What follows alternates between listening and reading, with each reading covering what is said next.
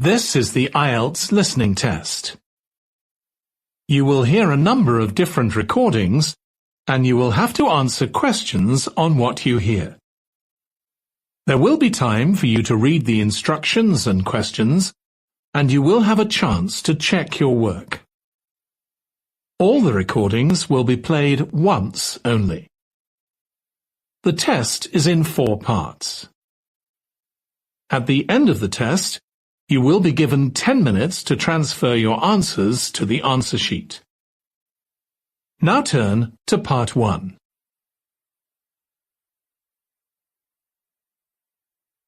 Part 1.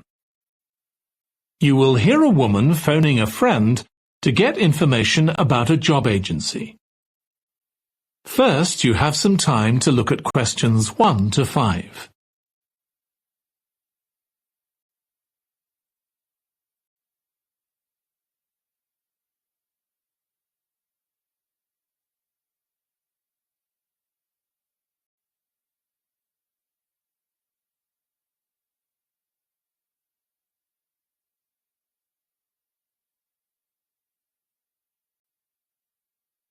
Now listen carefully and answer questions 1 to 5.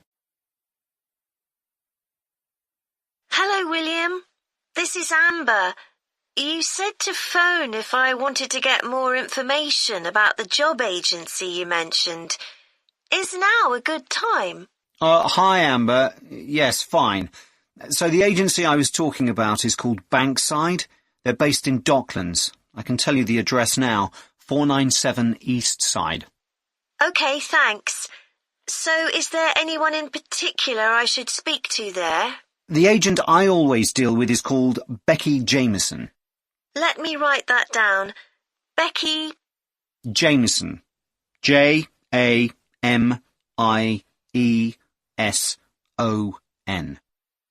Do you have her direct line? Yes, it's in my contacts somewhere. Right, here we are.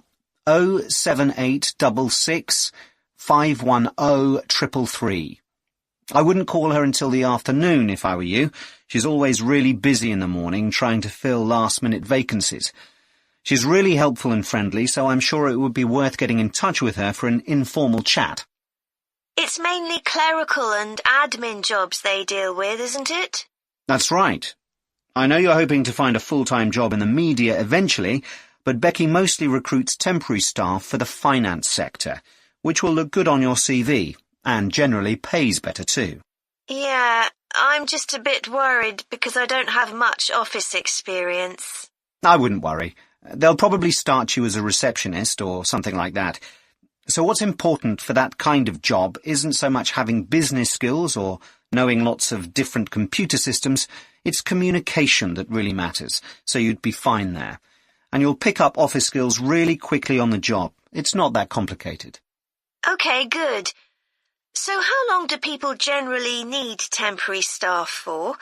It would be great if I could get something lasting at least a month. That shouldn't be too difficult. But you're more likely to be offered something for a week at first, which might get extended. It's unusual to be sent somewhere for just a day or two. Right. I've heard the pay isn't too bad. Better than working in a shop or a restaurant. Oh, yes, definitely. The hourly rate is about £10, $11 if you're lucky. That's pretty good. I was only expecting to get £8 or £9 an hour. Before you hear the rest of the conversation, you have some time to look at questions 6 to 10.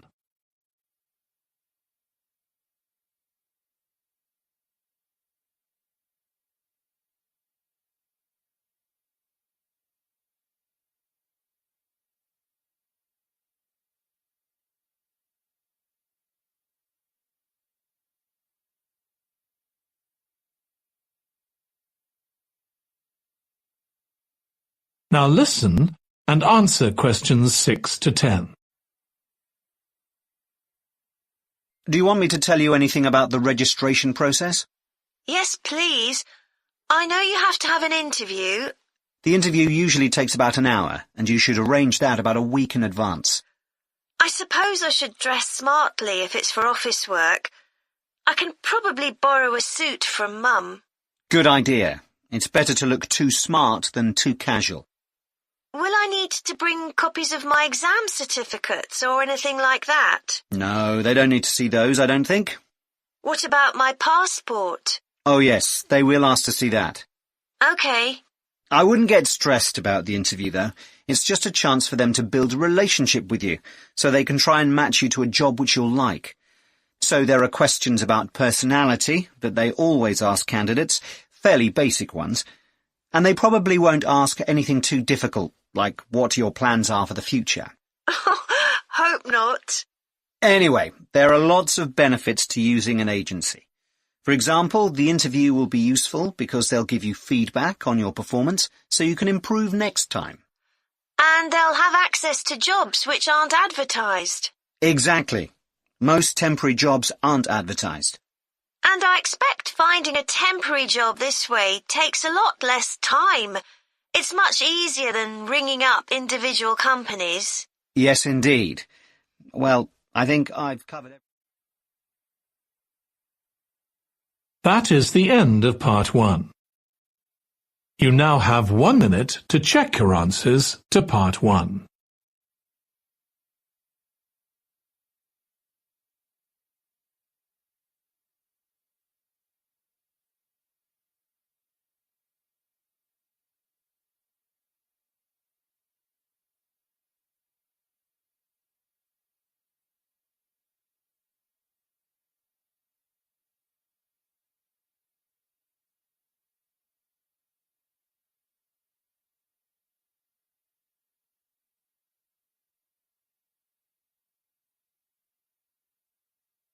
Part 2.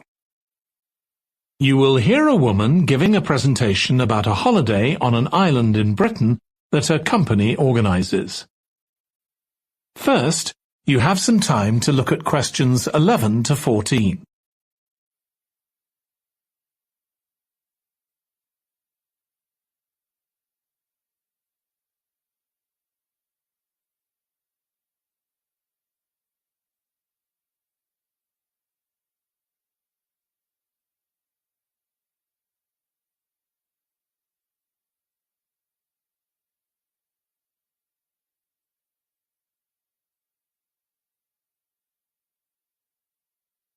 Now listen carefully and answer questions 11 to 14. Good morning. My name's Erica Matthews, and I'm the owner of Matthews Island Holidays, a company set up by my parents. Thank you for coming to this presentation, in which I hope to interest you in what we have to offer. We're a small family-run company, and we believe in the importance of the personal touch. So we don't aim to compete with other companies on the number of customers. What we do is build on our many years' experience, more than almost any other rail holiday company, to ensure we provide perfect holidays in a small number of destinations, which we've got to know extremely well. I'll start with our 6-day Isle of Man holiday. This is a fascinating island in the Irish Sea, with Wales to the south, England to the east, Scotland to the north, and Northern Ireland to the west. Our holiday starts in Heysham, where your tour manager will meet you. Then you'll travel by ferry to the Isle of Man. Some people prefer to fly from Luton instead, and another popular option is to go by train to Liverpool and take a ferry from there.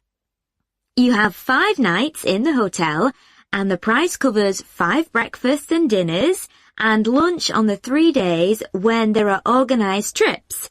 Day 4 is free, and most people have lunch in a cafe or restaurant in Douglas. The price of the holiday includes the ferry to the Isle of Man, all travel on the island, the hotel, and the meals I've mentioned. Incidentally, we try to make booking our holidays as simple and fair as possible, so unlike with many companies, the price is the same whether you book 6 months in advance or at the last minute, and there's no supplement for single rooms in hotels. If you make a booking, then need to change the start date, for example because of illness, you're welcome to change to an alternative date or a different tour for a small administrative fee. Before you hear the rest of the talk, you have some time to look at questions 15 to 20.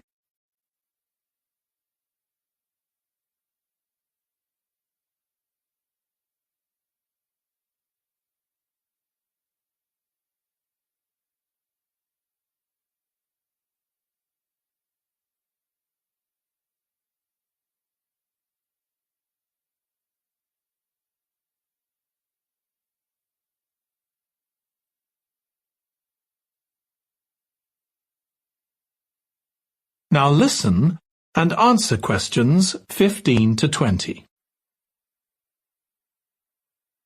Okay, so what does the holiday consist of? Well, on day 1, you'll arrive in time for a short introduction by your tour manager, followed by dinner in the hotel. The dining room looks out at the river, close to where it flows into the harbour, and there's usually plenty of activity going on. On day 2, you'll take the coach to the small town of Peel, on the way calling in at the Tynwald exhibition. The Isle of Man isn't part of the United Kingdom, and it has its own parliament called Tynwald. It's claimed that this is the world's oldest parliament that's still functioning, and that it dates back to 979. However, the earliest surviving reference to it is from 1422, so perhaps it isn't quite as old as it claims. Day 3, we have a trip to the mountain Snaefell. This begins with a leisurely ride along the promenade in Douglas in a horse-drawn tram. Then you board an electric train which takes you to the fishing village of Laxey. From there, it's an 8-kilometre ride in the Snaefell Mountain Railway to the top. Lunch will be in the cafe, giving you spectacular views of the island. Day 4 is free for you to explore, using the pass which we'll give you. So you won't have to pay for travel on local transport or for entrance to the island's heritage sites. Or you might just want to take it easy in Douglas and perhaps do a little light shopping. The last full day, day 5, is for some people the highlight of the holiday, with a ride on the steam railway from Douglas to Port Erin. After some time to explore, a coach will take you to the headland that overlooks the Calf of Man, a small island just off the coast. From there, you continue to Castletown, which used to be the capital of the Isle of Man and its medieval castle.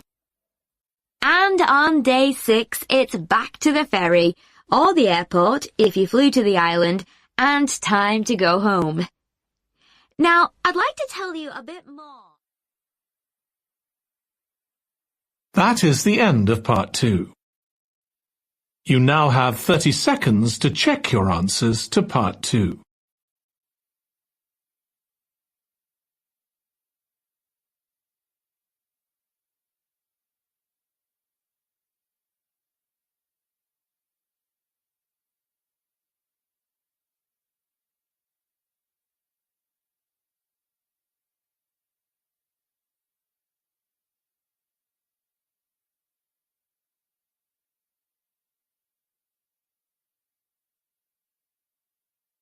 Part 3. You will hear 2 psychology students discussing the effects of the order in which the children in a family are born. First, you have some time to look at questions 21 to 26.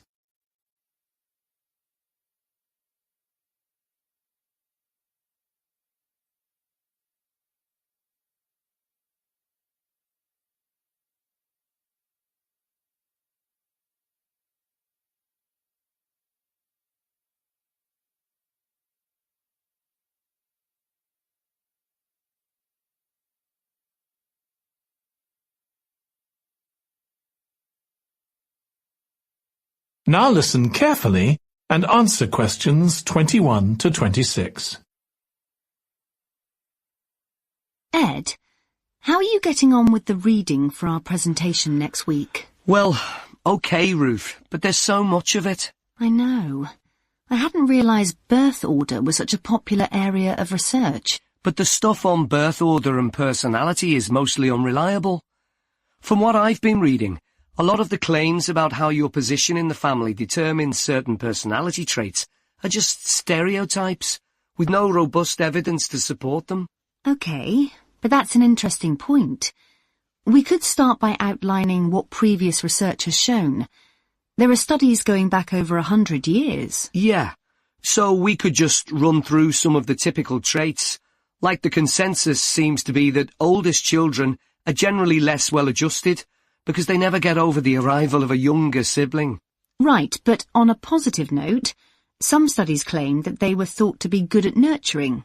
Certainly in the past, when people had large families, they would have been expected to look after the younger ones. There isn't such a clear picture for middle children, but one trait that a lot of the studies mention is that they are easier to get on with than older or younger siblings.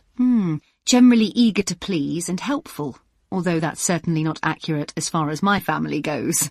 My middle brother was a nightmare, always causing fights and envious of whatever I had. As I said, none of this seems to relate to my own experience. I'm the youngest in my family, and I don't recognise myself in any of the studies I've read about. I'm supposed to have been a sociable and confident child who made friends easily, but I was actually terribly shy. Really? That's funny. There have been hundreds of studies on twins, but mostly about nurture versus nature. There was one on personality which said that a twin is likely to be quite shy in social situations because they always have their twin around to depend on for support. My cousins were like that when they were small. They were only interested in each other and found it hard to engage with other kids. They're fine now, though. Only children have had a really bad press. A lot of studies have branded them as loners who think the world revolves around them because they've never had to fight for their parents' attention. That does seem a bit harsh. One category I hadn't considered before was children with much older siblings. A couple of studies mentioned that these children grow up more quickly and are expected to do basic things for themselves, like getting dressed. I can see how that might be true, although I expect they're sometimes the exact opposite, playing the baby role and clamouring for special treatment. Before you hear the rest of the discussion, you have some time to look at questions 27 to 30.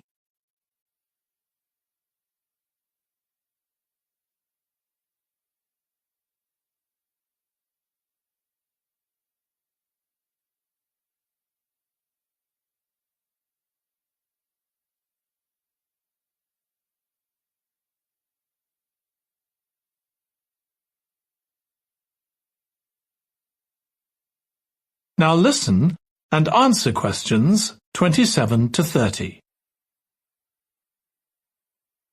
What was the problem with most of these studies, do you think? I think it was because, in a lot of cases, data was collected from only one sibling per family, who rated him or herself and his or her siblings at the same time. Some of the old research into the relationship between birth order and academic achievement has been proved to be accurate, though. Performances in intelligence tests declined slightly from the eldest child to his or her younger siblings. This has been proved in lots of recent studies. Yes, although what many of them didn't take into consideration was family size. The more siblings there are, the likelier the family is to have a low socio-economic status, which can also account for differences between siblings in academic performance. The oldest boy might be given more opportunities than his younger sisters, for example. Exactly.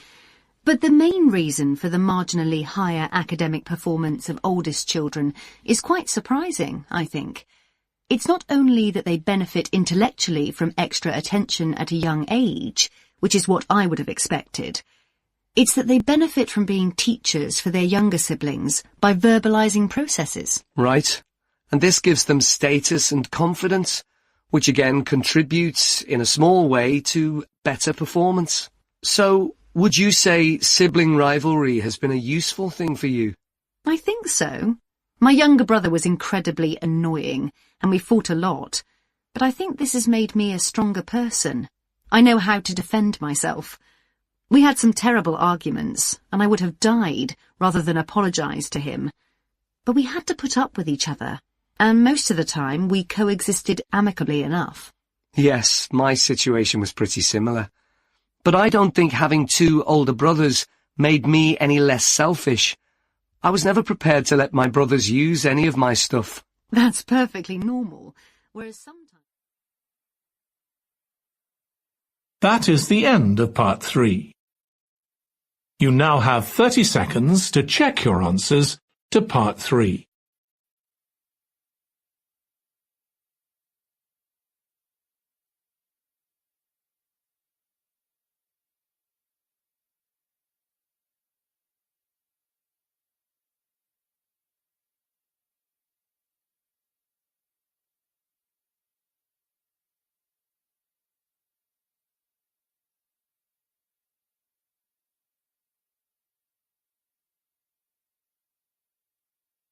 Part 4.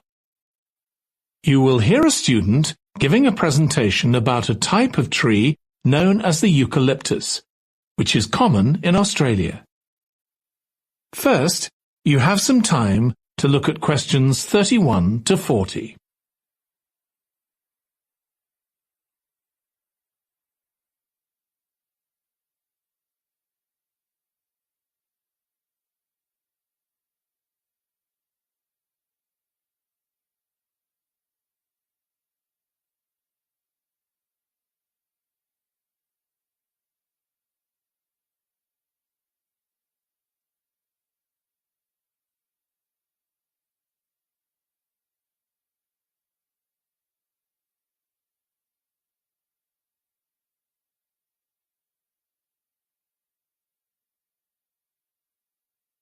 Now listen carefully and answer questions 31 to 40. Today, I'm going to talk about the eucalyptus tree. This is a very common tree here in Australia, where it's also sometimes called the gum tree. First, I'm going to talk about why it's important. Then I'm going to describe some problems it faces at present. Right, well, the eucalyptus tree is an important tree for lots of reasons. For example, it gives shelter to creatures like birds and bats, and these and other species also depend on it for food, particularly the nectar from its flowers. So it supports biodiversity. It's useful to us humans too, because we can kill germs with a disinfectant made from oil extracted from eucalyptus leaves. The eucalyptus grows all over Australia, and the trees can live for up to 400 years. So it's alarming that all across the country, numbers of eucalyptus are falling because the trees are dying off prematurely. So, what are the reasons for this? One possible reason is disease. As far back as the 1970s, the trees started getting a disease called Mundula yellows. The tree's leaves would gradually turn yellow, then the tree would die. It wasn't until 2004 that they found the cause of the problem was lime, or calcium hydroxide, to give it its proper chemical name, which was being used in the construction of roads. The lime was being washed away into the ground and affecting the roots of the eucalyptus trees nearby. What it was doing was preventing the trees from sucking up the iron they needed for healthy growth. When this was injected back into the affected trees, they immediately recovered. But this problem only affected a relatively small number of trees. By 2000, huge numbers of eucalyptus were dying along Australia's east coast of a disease known as bell miner-associated dieback. The bell miner is a bird, and the disease seems to be common where there are high populations of bell miners. Again, it's the leaves of the trees that are affected. What happens is that insects settle on the leaves and eat their way round them, destroying them as they go, and at the same time they secrete a solution which has sugar in it. The bell miner birds really like this solution, and in order to get as much as possible, they keep away other creatures that might try to get it. So these birds and insects flourish at the expense of other species, and eventually so much damage is done to the leaves that the tree dies.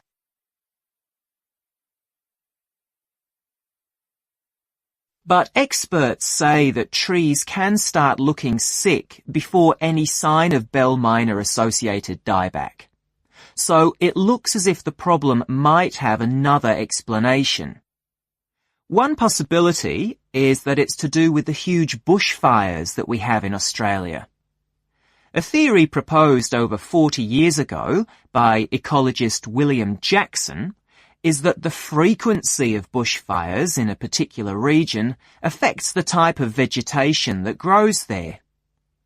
If there are very frequent bushfires in a region, this encourages grass to grow afterwards, while if the bushfires are rather less frequent, this results in the growth of eucalyptus forests. So why is this? Why do fairly frequent bushfires actually support the growth of eucalyptus? Well, one reason is that the fire stops the growth of other species which would consume water needed by eucalyptus trees. And there's another reason. If these other quick-growing species of bushes and plants are allowed to proliferate, they harm the eucalyptus in another way by affecting the composition of the soil and removing nutrients from it. So some bushfires are actually essential for the eucalyptus to survive as long as they are not too frequent.